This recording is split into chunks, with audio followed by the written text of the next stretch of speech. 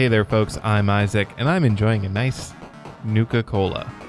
And I'm Claire, and I stromed. Stromed? That's when you stream one time. I stromed. Oh, okay. You stromed. Okay, past tense. Stromed. I stream, yeah. It's probably streamed, but... Yeah. I'm a strom. I wanted to emphasize that I did it stromed. one time. Okay. Yeah, that's pretty good. What are we again? What is this? This is Make That Game, where we pitch the latest, the greatest new video game ideas that aren't ever going to get made, period. Yeah. Exclamation point. We already did this bit. Question mark? We did this bit. Wait, did we really? Yeah, we did. Oh. I don't remember what episode it was, but we fully did where we said Dang. all of the punctuation. All right. Well, I am nothing if not a broken record. So I thought you were gonna say predictable. That Stable. Too. A Because broken record. It's a new kind of cat. It's a vinyl leopard. Good. Yeah, because broken records repeat themselves. And that's what I do. I just repeat the same bit over and over. Yes, and but over. But also that is predictable. That's true. That is by definition predictable. And therefore stable, secure. Yeah. Well, anyways, I think we pitch games on this podcast. Yeah. We pitch video games to each other. Okay. And then we never make them. That's what we do here. We pitch game ideas. We're game. And then we don't make them. I was going to say we're game designers, which like strictly we are, but like legally, for legal purposes, we are not. Yeah. Okay. Well, anyways. I mean, you are actually. So like. That's... Yeah, for legal purposes, you are a game designer. True. I have designed and even made games. Actually, I have too. My hamburger game from Game Maker back in the early 2000s. That's a game. There we go. Actually, yeah, I wish I could play that game. I've talked about this already on the podcast, but yeah, it was so dumb. I loved it so much. I don't know what I was going to say there. Turn off something, apparently. Okay. But yeah. Turn back the clock. Let's get that. Anyways, well, hey, what's your latest and greatest game idea? Okay, I do have a latest and greatest game idea. It looks like I didn't have a name. I did write it down, but I don't have a name idea yet. So you don't have a name idea to go with your game idea. Exactly. So, but I'll talk about the game. So basically, this is like Salem/Among Us. So it's a role-playing investigation game. Werewolf, yeah. Okay. So it's like that. But so basically, I love the game Werewolf, which is a physical game. Yes. It's a game with cards, and just for those of you who might not know, but it's kind of like Mafia 2 if you ever played that, which is a game that doesn't have cards, but it's also a physical game. Basically, the idea is you have a group of people. They all have like something assigned to them. So they're like a townsperson, and then there's separate roles you can be. So you can be the werewolf who's eating the townspeople. You could be like the... Psychic. Yeah, there's a psychic. Sorry, I play in French, so I couldn't remember the words of anyone in English. But yes, there's a psychic who can like ask the game master, or the narrators, I think is what they call it in Werewolf, questions. I forget exactly how that one works. There's like a witch. There's Cupid, or you can like marry two people, and then if one dies, they both die. But then if one is a werewolf, then the other one will live forever, like the whole game. Anyway, good stuff. I love that game so much. But part of the game, and like the game part of the game, is trying to convince other people that you are not the werewolf, basically, the whole time. Like you're accusing people of it, and then you're trying to convince people that you're not, which, as you can see, is why setting it in Salem Witch Trials makes a lot of sense. So there's an online game version of this where you're set in Salem and like you're trying to convince people you're not a witch, right? I have played this game. I played it one time, and I thought the biggest problem for me was the way that the chat worked. So in a physical setting, everyone has to physically take turns to talk, or you're talking over each other and you can't hear. Yeah. But in a chat, people can type as much as they want, as fast as they want, and send it whenever they want. Yeah. There's not like a regulated... Well, you can talk over the other person too. It would have been really funny if I just started talking over you to demonstrate my point. That would have been a good bit. No, but yes, you can talk over people, but it's harder, and you're not probably only going to have two people talking over each other at once until someone says, hey. Yeah, calm down. Yeah. So take turns. The issue I had with Salem was I thought the moment of the game that's my favorite, where you're like playing the roles you're supposed to play, is truncated because it's happening way too quickly in the chat.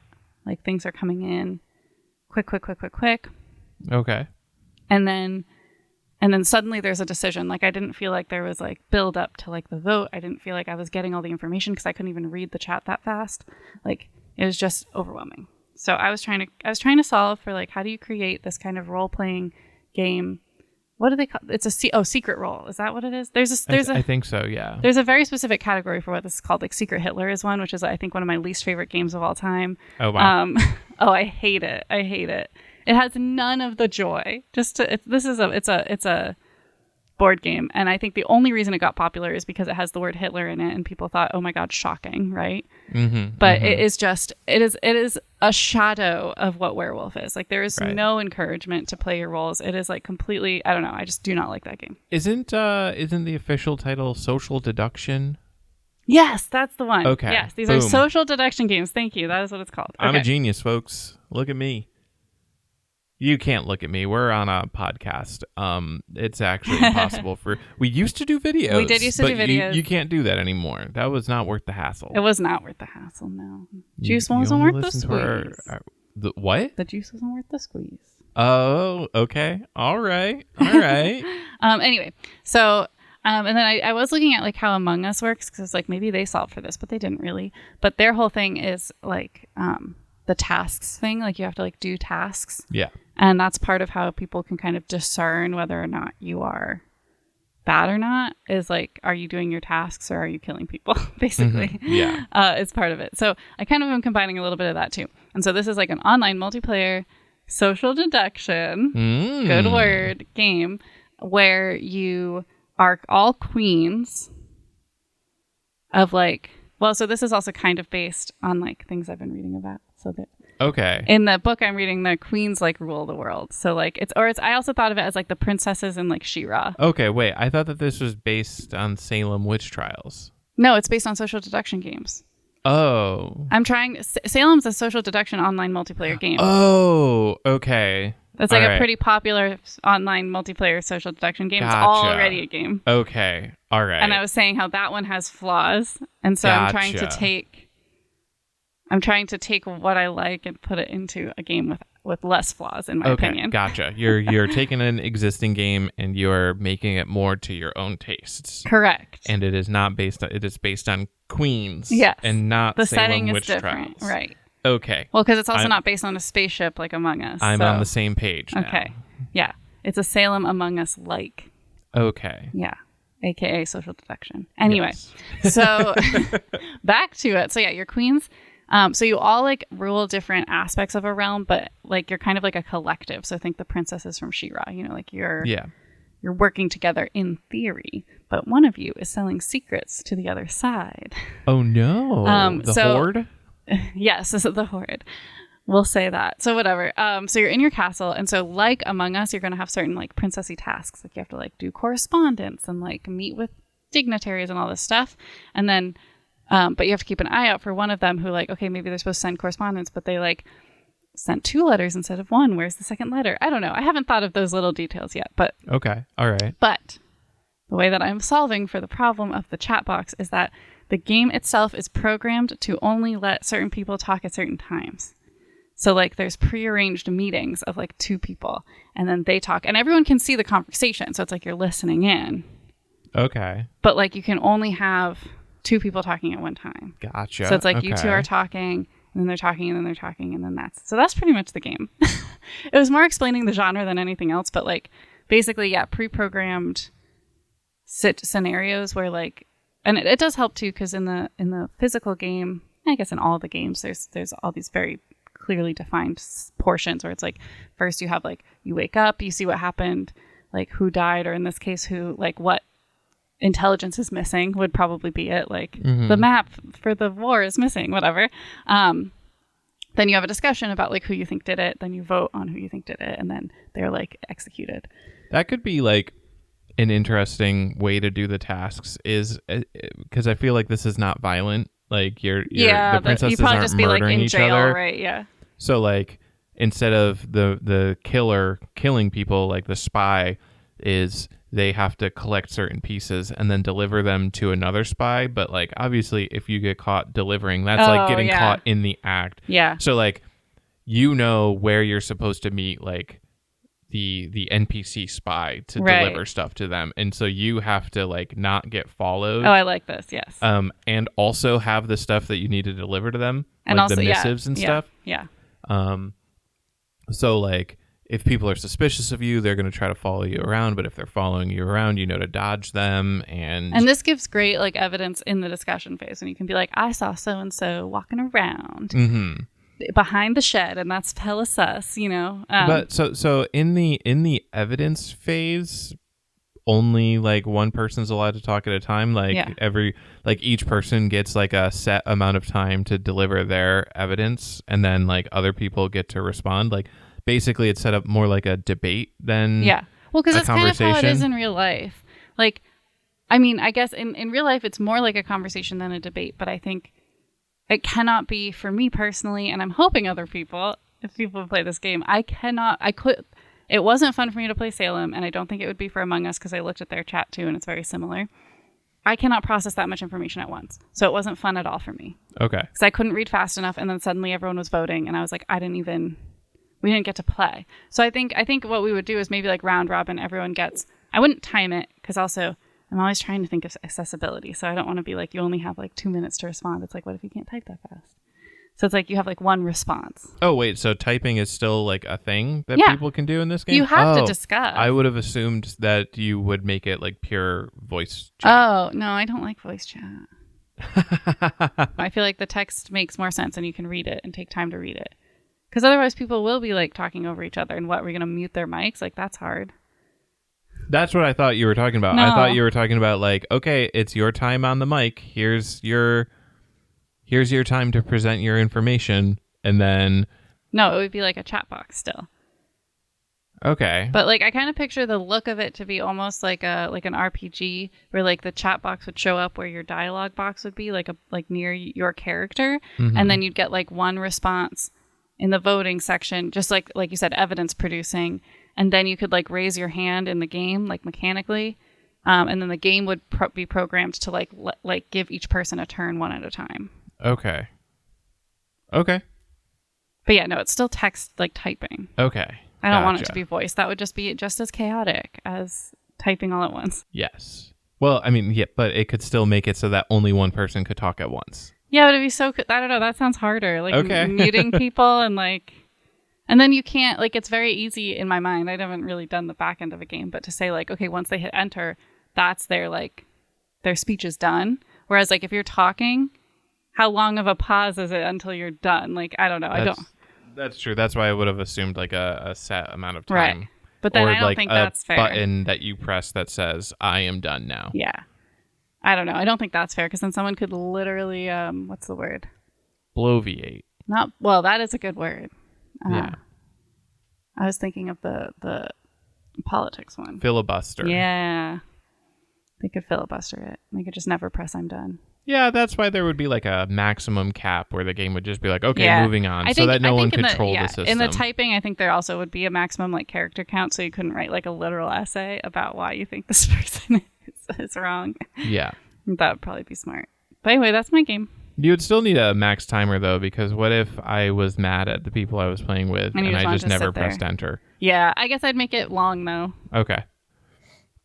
Or maybe there's the option to like vote skip, where if every other player says, okay, this person is clearly not typing anything, or it's like literally been like 3 minutes, what could they possibly be typing? Or because in these instances, I feel like in the online versions, the game itself acts as the narrator or game master, like the programming, but we could have a scenario in where there is actually like a player who has more control over it than other people. And then they could like be interfacing with other people on like a separate chat. Like, hey, you there? If not, I'm skipping you. And then they could have the power to do that. Yeah, like a lobby host. Yeah. Always has that. Yeah. Okay. Nice. Yeah, that's the game. Yes. Could be fun. What's its name? I didn't come up with one. I told you. You gotta come up with one now. I don't have one. You hardly ever have a name. Princess Parade. They're not princesses. They're queens. Queen. King of Queens. No, it's got maybe a spy in it. It has like spy or like subterfuge. Queen/spy. I mean, I guess it's simple enough. People might be interested in it. Bam. Pretty much exactly what it is. So anyway. There we go. All right. Do you have a game idea for me? I do. It's called good. Pumpkin. Okay. All right. It's a seasonal game. Clearly, the idea is that you are it's a city builder game, where you rule a kingdom of pumpkins, and so the entire idea is that like it's basically like a pumpkin patch, but like the pumpkins are sapient and have like houses and buildings and economies and stuff, and you manage all that. And the idea is that you just want to have the best pumpkins for October 31st. Wait, so really quick to clarify, so the pumpkins are sentient. Yes, the villagers are the pumpkins. The villagers are pumpkins, and they live in regular houses. Yeah, or like pumpkin patch themed houses. Okay, but like they're not living in pumpkins aren't the house. Yeah. Okay. Yeah. And instead of like you have to grow the pumpkins, and then once they get to like a certain size, then they become pumpkin people. Yeah. Quote marks. Got it. And that's how you get new villagers. So like in some games you would have like a creche or like just housing in general, and like that'll give birth to children and then they age up. But this is you have to dedicate some proportion of space to the pumpkin patch to grow pumpkins, to have more villagers, to do more jobs, to get bigger pumpkin patches, to get more resources, to get all the stuff that you need to have the best possible Halloween. Because that's what it all builds up towards. It always starts the day after Halloween. Yeah. And then like the year ends. Nice. The year ends on Halloween. Very Nightmare Before Christmas. Yes. Yeah. I think that movie starts the day after Halloween, right? Yeah. Yep. Because they're all like, "Oh boy, that sure was a good one. Now we get to prep for the next one." Yeah. Okay. Yeah. So that's the idea, but it's just like very cute and pumpkins. I like it. What happens on Halloween? In effect, that's just so.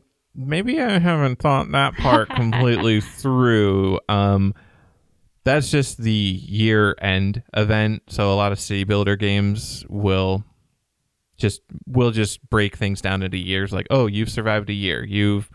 Now your settlement is 1 year older, and nothing specifically is tied to that. Like, you could tie something to it, and I'm trying to think of like... Yeah, I feel like we gotta tie something to it, just like to have a little fun, Yeah, I assume that there would be some kind of like grade on how good your Halloween was. Ooh. And like we should have there should be like a crowning of the pumpkin, because that's the name of the... So I was actually... the best pumpkin of the year. Okay, that could be a thing, like where one of your pumpkins becomes the pumpkin, but I was actually thinking that...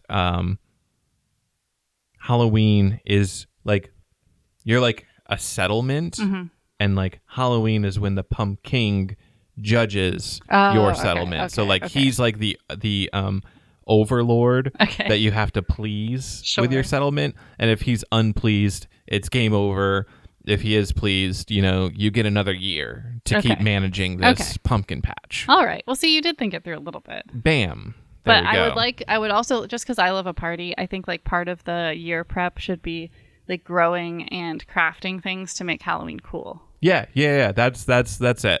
And so what it could possibly actually be to make it more of like a celebration is like, most of your year is fine, but then October 1st is when the pumpkin descends from his pumpkin castle into your settlement, and like maybe that even disrupts your town, and like you get like the month-long like party season where workers are more likely to slack off or more intense events happen. The pumpkin himself is like personally monitoring things, so it's not just you have like if you're in a bad state in the last month, you have like a month to like fix everything. It's like you're in a good state until October, and then you only have a month to like keep things stable rather than just coast on through. You got to make it nice, and you got to like give him special stuff too, I assume, cater to his needs.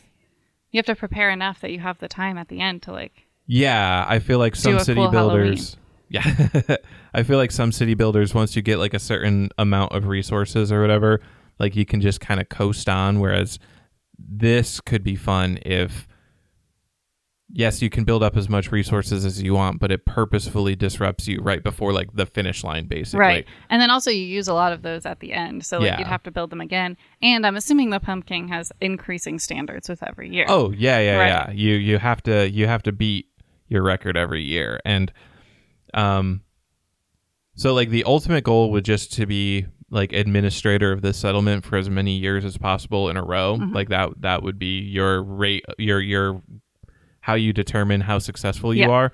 And like maybe you don't have to get perfect standards, like ever increasing standards every single year, but he's got like a meter that fills and decreases depending on how well you did. So like if 1 year is really bad, like it has like a really harsh winter and you aren't able to like keep your resources in line long enough, he might like not like it, but you pleased him enough the last few years where like, sure, you lose 30 points out of 75 or whatever. And you're like, okay, if I don't get better next year, that's game over. So you always just have, and then it could have his little jack-o'-lantern face, and it could have a different jack-o'-lantern face depending on like his overall mood with your pumpkin I like patch. that. That's also a great like merch opportunity too. Exactly, a little mascot. I have one final question before we move on. Can you name the pumpkins in your patch? So I would think that you would eventually hit such a number of them. Every pumpkin does have a name. Okay. And he does have a personality. Sorry, this is a very important part. Okay. Some city builders have individual character personalities. Like the kitty one. Yes. This one does have that, and then that personality is directly tied to like their jack-o'-lantern face. Oh, good. Like depending on their personality, like that affects their face. So like if you have a grumpy type of villager, they have a grumpier looking face. If you have a happy one, it's like a smile. Makes sense. And then they depending on like their personality type have different needs that you need to meet in order for them to be maximum productive. Nice. In your society, just like the cat game that we talk about a lot. I need to see if that actually came out. I think it's called Catizens. Oh, yep. And it was part of a Steam Next Fest a couple years ago. I need to look to see if that like ever came out as a full game, and if I can like actually purchase the full version of it. I'll look it up right now. How about that? Oh yeah. All right. Let's check in on Catizens. I'll also. It's on Steam. 20% off in August, and they have a little teaser for the next level in July. So it looks like that it really hasn't had an update in a long time. Womp womp. Womp womp. It's very cute. It's very good. Anyway, hopefully I'll look more into it, and Well, that's the pitch section. We're done pitching. But now it's time to chit chat. Oh, about something having to do with game design. And I think Isaac has a chit chat for us. Speaking of city builders, I was actually playing city builders lately. I don't know if anyone has noticed, but city builders tend to be a theme with me. I don't know. I almost never talk about them on the podcast, right? Yeah, never. For the first time. I was playing the demo for one, Against the Storm, which it's kind of older now. I think it's like a year or two, maybe even older than that. I was playing it, and it did something that I had never seen in a city builder before, which is you can move the buildings that you've built around completely free, completely willy-nilly. Like just pick them up, put them somewhere. Yeah, just pick them up, put them somewhere. No disruption to your work. No need to like deconstruct and then reconstruct. No additional resource costs or anything. And it made me think about all these other city builders. And like usually the thing that happens is, you've got a lumber camp and you've got guys chopping woods, and then you've chopped down all the trees near that lumber camp. So now you have to, worst case, build a new lumber camp near trees. Mm-hmm. Usually, best case, you can disassemble and reassemble so that you don't need to like use the so that you can use the same resources that you've already used, but it still takes time and effort to actually like disassemble, move, reassemble, etc. But this is like literally just click the move button, put in the new location, like rotate freely however you want. So yeah, that's just I think a cool feature that more city builders should get to, but it made me think like that kind of simplifies it a whole lot, and it might be at odds with the idea of the city builder genre in itself, just because like maybe the point of the city builder genre is if you're good at it, maybe that skill that people are looking to improve is the ability to, from the get-go, plan a good layout and or adapt a layout that they've constructed from the beginning into something that will scale up. That makes sense. And it also made me think that because of this game Against the Storm's design, it is a so the normal city builder premise that I'm used to, and maybe normal is the wrong word, but the one that I more generally see is that you get a map and you play that map from, you start with like nothing, like maybe a building, like a warehouse and like a handful of villagers, and then you expand that out, and then you just play that map until your settlement dies or you get bored. But this game Against the Storm is level based. Okay. You have like a world map, you choose a tile, you go into it, you play that tile. There is a win condition for that tile. And then as you move on, you get more tiles? Yes. So there's not actually that progression from I have tiny town to I have massive town. So in a way... Well, isn't there, because you're expanding tiles? Yes, but once you're done with a tile, you don't go back to the tile. It's not like a zoom out. I thought it was more like a zoom out. Okay. No. Like you play that tile. And then you move all the way on. You accomplish the goal, and then you move on to the next tile, and you start again from scratch. So in effect, like that cool feature that I really like of being able to move the buildings around is actually kind of wasted. And yeah.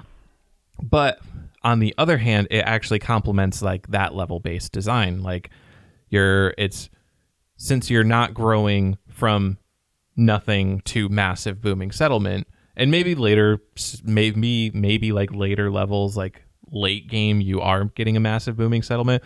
But at least for the demo so far, since you're starting small and then ending relatively small, maybe it makes sense for them to like have this mechanic of just being able to freely move it around, because like the scaling and the pre-planning doesn't matter as much. Whereas I'm going to use Banished as my benchmark here. Okay. That is a game where each settlement is isolated, and you're intended to play it over the course of like multiple in-game years, as many as you can, and build it from nothing to booming. Right. Like that's actually more of how I think of city builders in general. Yeah. And like, would that movement mechanic be appropriate for that kind of thing? That's more longer term focused. And that's just the deep thoughts I've been having about city builders. It feels kind of like a cheat code, but it also like changes the way you play in like a pacing way, right? Because you have to, instead of recollecting resources or dismantling and rebuilding, you can just move something. Yes, and then it instantly starts collecting, and so you're able. There's not a disruption to your process. What about in a Sims sense? How does Sims do this? I mean, Sims isn't really a city builder, although there's like ways to play it as No, such. I know, but like this concept can be carried across multiple genres. I feel like Sims has like it's both yes and no, I guess. I don't know. So in one sense, it makes things incredibly easy for you to like manipulate. And you just pause the game and you can delete and insert pretty much anything you want. And that's instant with like no resource cost. Oh, okay. Well, I mean, no, the resource cost is money. Oh, okay. But when you delete something, you like quote unquote sell it technically, so you get some money back. Oh, okay. And then if you're buying something new, then like that costs money. Gotcha. But most people just use cheat codes, and then we don't spend money on The Sims. But but the resource technically is money. Like in The Sims, it's always money. There are like, I mean, you do have to like physically build things, I guess. Like if you want to move a wall, you have to like delete the wall and then rebuild the wall somewhere else. Mm-hmm. And you sell the wall? Yeah. So you get some. So you do get some amount of resources back. So and again, this is most of my information Sims 2, but I think from what I've played of Sims 4, it's the same where like you can pick up like a table and move the table in your house, like just move it, but you can't like pick up a wall. Like you have to disassemble and reassemble a wall because that's a structural situation. That makes sense. So yeah, so that's why I'm saying it's like kind of both column A and column B, because you can instantaneously change things, but without having like you don't have to go to the store to buy a new dishwasher, right? Yeah. But you do have to like dismantle walls, and then whole houses. There's a couple different ways you can move them around, but they're actually pretty difficult to like replace within the town. So like once you've kind of settled your plot of land, most people would just stay there. Because if you can pick up the plot and basically like put it in like a cart, I guess, almost. Right. But then the family gets deleted, or like. Okay. Or they like lose their connections in the neighborhood. So normally you wouldn't move that. Right. You can move the family though without the house. All right. So to bring this to like general game theory, I guess, what I would consider this kind of a method of mistake amelioration. Maybe amelioration isn't a real word to use here. I think it is a word. I don't know. I'm not sure if this is the appropriate word. Keep talking and we'll see how you do. So like the idea is it makes it easy if you have a placement mistake, or if you short-sightedly used resources to build a building that wasn't necessarily like going to last you a long time. It allows you to later, once the flaws with your design become apparent, you can or it's used its purpose, you can now, for no cost, fix that mistake. Like, or there's always a cost. Replace it, but not in Against the Storm. Oh, okay. Yeah, well, yeah. It's literally just move. Well, and I think that goes along with game flow. They're just kind of like, it's a game designer's choice whether or not you want someone to have to take the time, the in-game to like end resources to do all this, or if you want it to flow more. And that, when you said that part, kind of made me think actually of Animal Crossing, which is like very kind of different. But I like, one of my most frustrating things about Animal Crossing is flying or using the plane at all, because it's the exact same dialogue every time, and it takes so long just to get on the plane. And you can't skip it. I mean, you can go as fast as you can, but you can't skip it. And I remember complaining to you about it, and you're like, oh, well, that's part of the game, because they want it to be slow and relaxing, and they want you to take your time. They don't want you to be rushing through it, doing as many things as you can. And so it's like, I think that's, like you said, it's just going to be a game designer's choice of like, do I want this to feel slow and meticulous, and like your city plan is based on like inherent practice and skill of like, I know if I start here, this is going to be here. Yeah. Or do I want to give people the choice to like move quickly, make quick decisions, fix their mistakes quickly, like that kind of thing. Yeah. And like, I view it in the same page as like certain RPGs, you'll have like a skill tree, and some RPGs make it like once you select a new skill or passive buff or whatever, that's permanent. You can never change that. And then some RPGs make it so that you can easily respec, it's called, anytime you want. And then some allow you to respec, but at a cost. And I think that that's kind of in a way a similar conversation to, I think, what the overall like design point of like this city build move feature is. Because like you could think about it, free respec is the Against the Storm, free move around however you want. Yep. Respec with a cost is like the Sims style, like, oh, you've built this wall, but now you have to sell it. You get some percentage of your money back. Right. But otherwise, it's like you have the freedom to like fix that. And then no ability at all. I guess that's very rare in like the city builder case to re-relate it to the city builder. Usually you can always destroy useless buildings and like maybe you don't get the resource back every single time. But we could imagine a world where there was one like that. Yes. And that's my game design. That's my game pitch for next week. All right. The hardcore game hates you city builder. Great. Not cozy at all. All right. Yeah, I think we had a nice little chit chat, a nice little fireside discussion. Are you ready? It's the rapid fire round now. That's what time it is. And that means we're going to generate 3 random words. We have 5 minutes to come up with a game idea based on those 3 words. And a name idea. And a name idea. Name idea and game idea. That's the name of the game. And I'm ready.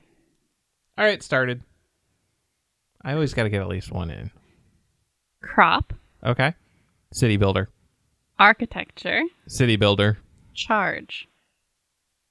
City builder. I mean, yeah, it's like, I was laughing because when I saw crop and architecture, I was like, of course. Yeah. Of course. Yeah, it's a city builder. I mean, there's probably other ways we can spin this one. But, I mean, it does seem so obvious to be a city builder. Yeah. I mean, I thought when it said architecture, you were going to jump on Tartarian, but I guess we did that a while ago, so. Oh, but it never leaves my mind except for right now specifically. This was the one time that you were going to get by free on this, and you brought it up. I brought it up. I need you to know that. I know, but that's what I thought. That's what I thought, because your mind wormed into my mind. But Tartarians didn't grow crops. They just built beautiful buildings that modern humans can't build anymore. Oh my goodness. This is not real, and this is a conspiracy theory. Anyway, that's our disclaimer. Okay. So crop, architecture, charge. So charge could be that we're charging for the crops. Yeah. And we're building. So maybe it's not a city builder, it's farm builder. It's like a farm sim. Okay. But like over time you become like capitalist monsters. Oh, Animal Farm. Well, that's sad. That's sad. Oh. I've never read Animal Farm, but I wouldn't want the animals to just be veggies. Oh, okay. I don't want the animals to be sad. Sorry. I'm not making a sad animal game. No, but you are the one who said the capitalism. I just okay. All right. Yeah, I thought it'd be like corn. Okay. Well, corn can be sad about capitalism too. Cornpitalism. Okay. Well, all right. All right. Where does architecture fit into farm design? The barn. Well, so that's what I was thinking, like, as your company expands, you have to, like, rebuild all of this stuff. Like, you need, like, better architecture to support your farming. Like, you'll start out with just a little barn, and then you got to keep going and going until you got a whole factory. Okay. A whole corn harvesting factory. That's architecture. Architecture doesn't have to be buildings. Architecture could be, like, the way something is set up as well. It could be computer architecture, computer programming, architecture. If you want to take a hard left turn right now to a computer game, sure. Or game about computers. These are all computer games, I guess. Yeah. Actually, yeah, the crops are the microchips. Okay, sure. And this is hardware architecture. Okay. And it's called Hardware Farm. Game done. The charge is an electrical charge.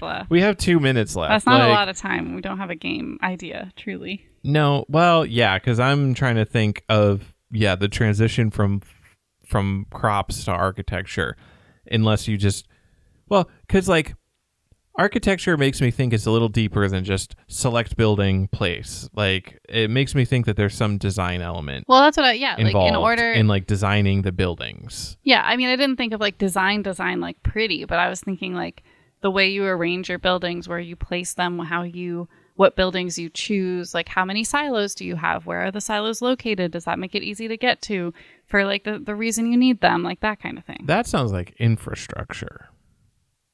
But I feel like architecture could be...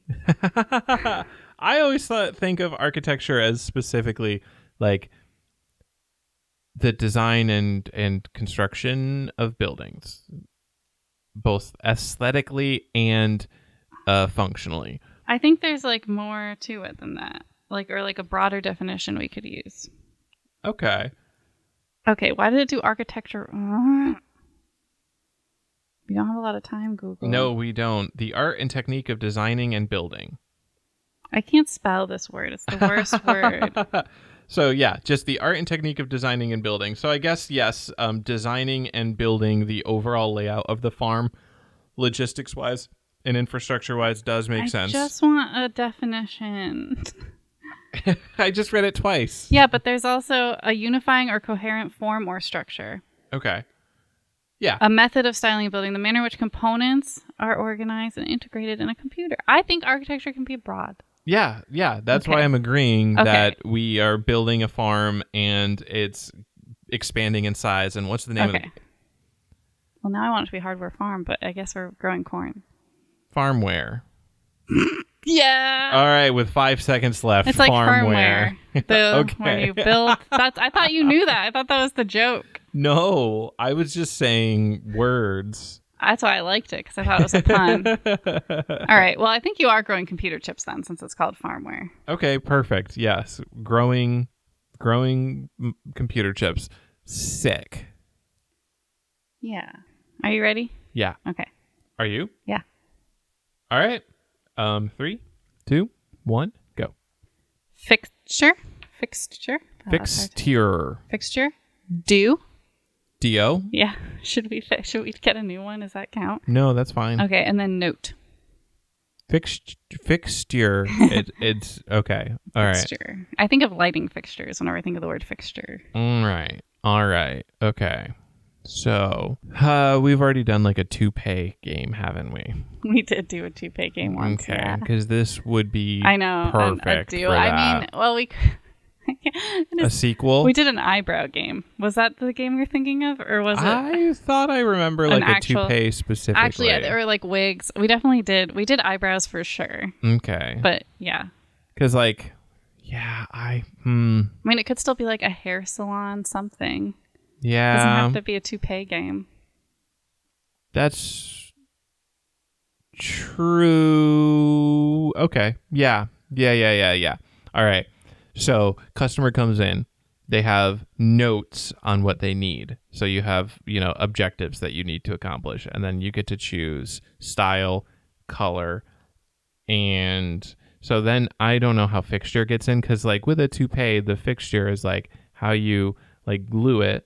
Because I think that there's various ways to attach a wig to a head. Yeah, I don't know. Yeah, let's move on from that one. Let's not do a toupee game. All right, no toupee game. I mean, we could use it as a freebie, as like something you do. Like there's some pretty easy get-ems there. Yeah. All right. Fixture, do, notes. Huh. I'm like, all right, notes. Fixture. Well, how much time do we have left? We have 2-3 minutes. Oh, okay. Maybe like music notes. Okay, musical notes. And fixture. What does that word mean? Do you want to like look it up? Do we have different definitions that we can work with here? Yeah, let's look it up. That's the best way to cheat. A piece of equipment or furniture which is fixed in position. Okay. A sports event that takes place on a particular date. I don't know about that one. Oh, like the Super Bowl, I think? Yeah. Or like the Thanksgiving I guess, game? Yeah, they're coming up. That's coming up in a couple of times, which is funny. Yeah. So basically a fixture is just a fixed appliance, I guess. That's what one of the definitions or it could be like a consistent event, a fixture of this town. Okay, so maybe it's a concert. Okay. And that's the musical notes. And you're playing a cello that's fixed to the stage. Maybe that's the fixture. I was just thinking if it's a concert, then we can get the fixture as it's like a big town event. I know, but that's just such a weird way to use the word. But yeah, we could do both. We've done weirder names. Yeah, all right. Yeah. So it's a big concert. You play and you have to do the music. Yep, okay. And it's going to be like a dance game. Okay, there we go. Now we're getting into it. Yes. You as the player need to physically do the music moves and music. Okay, so it's like the Wii Fit kind of just dance. Connect. Yeah. Okay, so you are physically doing something, and then that has an impact in the game. Right, okay. And because it's a fixture, then like it's like kind of like your pumpkin game. Like every year you have you rehearse. That's like the main levels. And then you have to like perform, and maybe you have to memorize a piece. Oh, yeah. So it's usually in these games like they get harder because you have to you have to go faster and like it's more complicated, the moves you have to do. But instead, it's like there'll be a piece that you practiced during the like quote unquote year. Okay. And you have to have memorized it. And maybe the buildup is like you have like 3 build-up levels and then the big event, and like the build-up levels are slowly layering new things on. Or not slowly, because there's only 3 levels in that example. But I don't know. Yeah, I don't know if they'd necessarily just be 3 levels, but yes, like I was also thinking it could be that you do different pieces throughout the practice rounds, and then it's a surprise which one you have to perform at the end. Oh, okay. But that's nitpicky. We don't have to deal with that. Yeah. We know. What's the name? Playing music at Music at the Park. Park music. Our annual park music event. Annual park music event with 4 seconds left. There we go. We love that game name. Annual park music event. Don't you see that? If you saw that on the shelf, you'd want it. You would want it. You'd go, excuse me? You'd Hello? go, I got to know more about this. That's basically like the normal person game of games. Wait, hold on. Human Music Group. Human Music Group. There we go. Yes, this is a game made by vampires for humans. Yeah. Okay. Are you ready for our final rapid fire round? Yes. 1, 2, 3, go. Joke, faint, swear. How faint as in like FAINT. Okay. And swear. There's only one swear. Oh. I think. What other swear? What other? Okay. Joke, faint, swear. Joke, faint, swear. Sounds like a list of actions. Yeah, my first thought is like raunchy comedian. We have already done a comedy club one though, kind of recently. The chuckle bucket, remember? The chuckle bucket. That's right. So we can't do that one. We can't do chuckle bucket R-rated, X-rated chuckle bucket. Is there a way we could do it in like a rock paper scissors game? Like joke, faint, swear. But I don't know how that's a video game. But it's like 3 actions. So that's where my brain's kind of playing. Like you either joke, you faint, or you swear. Okay. I don't know if that's anything. It might be something. Well, let's So, all right. Swearing causes people to faint. Joking causes people to swear. Yeah. Fainting causes people to joke. I don't know how we turn that into a game. I know. I don't know how we. Maybe but like okay. The circle makes sense. The triangle there makes sense. Yeah. Okay. What if it's like kind of like a puzzle game? Like how do you get these chickens across? Like you have to like you're in a crowded room and you have to figure out how many people need to like be swearing, fainting, or joking to achieve some kind of. Oh yeah, and because it's like cause and effect. Right. Okay. So like if someone faints in the room, then someone else is going to joke, which makes someone swear. Like, etc. Right? So like, okay, you have to like set up the dominoes in such a way that it meets some goal. Okay. And like the way that you interact, you are able to set the inciting incident. Right. Like you are a single person and you can walk up to someone and faint, swear, or joke. Correct. And then you watch it unfold. Yes. And then maybe I don't know. There's got to be more to it than just finding the correct. Maybe it is just finding the correct person in the room and the correct command into them. I think that is it. And then like each level, it's like a different setup, and you have to. And like whoever, maybe it's like the last person has to joke because there's a microphone, or like the last person has to faint onto the bed. Like that, you'll have like a goal. Yes. Of like you have to get them to do this. Yeah. Okay, I actually like this, and it's got a little bit more content than I was initially expecting. Yeah. So that's pretty good. What are we gonna call it? I think we should just call it joke, faint, swear, because like just like rock, paper, scissors. Joke / faint / swear. Yeah. All right. Well, with 2 minutes left on the clock, that's our game idea, and we have just nailed the rapid fire round. There were some close ones in that. There were, but we made it out alive. Yeah, barely. So anyway, that's the consequences. We die. I hope not. I hope not. Actually, we've lost before, and we're still here. There's guillotines above our heads right now. Yeah. Well, anyway, that's our podcast. Thanks so much for listening. You can give us a rating and review on iTunes. You can find us on social media. We're at Make That Game Pod on Instagram, Facebook, and TikTok. We're also on Twitch, twitch.tv/makethatgame. And you can email us, makethatgamepodcast@gmail.com, and we may read your game ideas or a little note or whatever you write that's nice on air.